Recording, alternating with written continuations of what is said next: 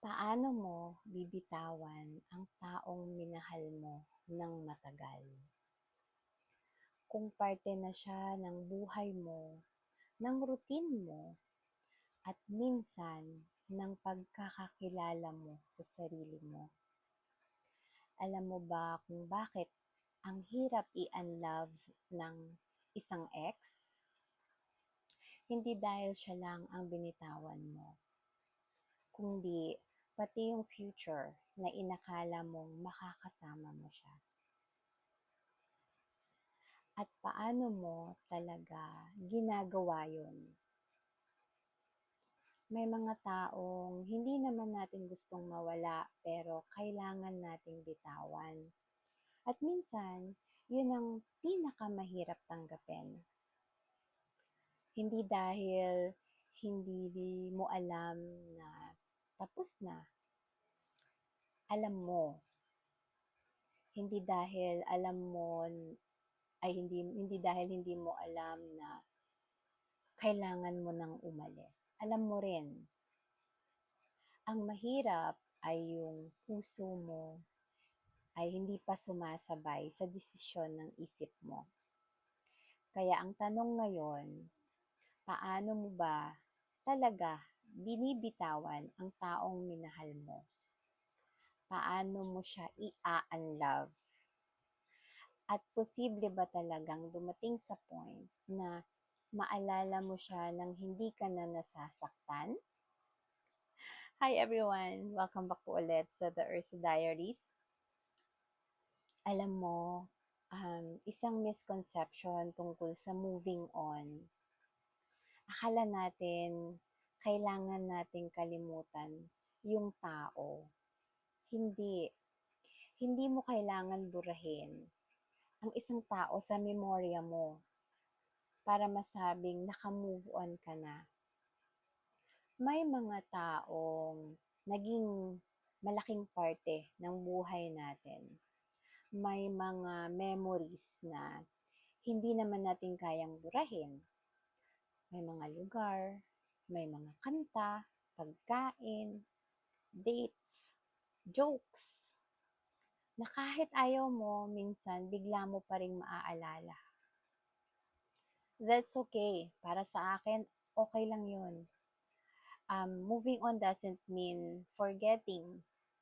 Moving on means naalala mo siya pero hindi ka bumabalik. Ito yung realization na sobrang importante. Minsan akala natin nami-miss natin yung tao. Pero kapag tinanong mo ang sarili mo ng mas malalim, siya ba talaga ang nami-miss mo? O nami-miss mo yung feeling na may kasama ka? O nami-miss mo yung feeling na may kausap ka? Nami-miss mo ba yung relationship? O nami-miss mo yung future na inimagine mong kasama siya?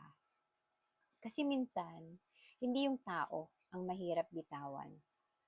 Ang mahirap bitawan ay yung future na akala natin mangyayari. Isa sa pinakamahirap gawin, tanggapin na tapos na. Hindi yung baka magbago pa siya. Baka one day bumalik siya. Baka this time, magiging iba na. Kapag gusto mong tunay na mag-heal, kailangan mong matutong sabihin, it happened, it mattered, but it's over. Hindi ibig sabihin na walang halaga yung naging relasyon. Ang ibig sabihin lang, hindi lahat ng mahalaga ay meant to last forever. Kung gusto mo talagang makapag-unlove, kailangan mong tigilan yung mga bagay na paulit-ulit magbubukas nung sugat. Like, checking ng social media, tinitignan kung may bago, binabasa yung old messages, pinapanood ang mga lumang photos, nagtatanong sa mga common friends, tinitignan kung online, at higit sa lahat, gumagawa ng dahilan para magkaroon pa kayo ng koneksyon. Hindi yun normal. Hindi rin yun curiosity. Pero ang totoo, hindi ka talaga nun curious, umaasa ka, at bawat pag-check mo, parang sinasabi mo sa sarili mo, baka may dahilan pa para bumalik. Kung gusto mong mag-heal, stop reopening the wound you're trying to close. Kapag namimiss mo ang isang tao, selective memory natin, naalala natin yung good memories or good times, yung dates, yung tawanan, yung mga masasayang moments. Pero nakakalimutan natin kung bakit tayo nasaktan. Kaya kapag namimiss mo siya, huwag mong alalahanin kung ano yung maganda. Alalahanin mo rin kung bakit kailangan kang umalis.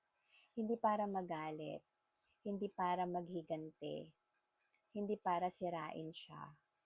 Kung hindi, para maalala mo, may dahilan kung bakit pinili kong protektahan ang sarili ko. At gusto kong sabihin ito, lalo na sa mga taong hanggang ngayon nahihirapan pa rin. Hindi failure ang pag-miss sa ex mo. Hindi ibig sabihin na dahil naalala mo siya today, bumalik ka na sa zero. May araw na okay ka, may araw na malungkot ka, okay lang, huminga ka. Pero wag mong gawing dahilan ang isang emotional moment para bumalik sa sitwasyon na pinaghirapan mong takasan. You can miss someone and still choose yourself. Ang totoong letting go, hindi yung sinasabi mong ayoko na sa kanya.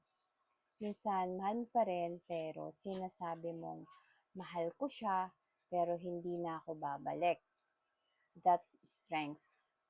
Pwede mong sabihin, minahal kita. Nagpapasalamat ako sa mga magagandang memories.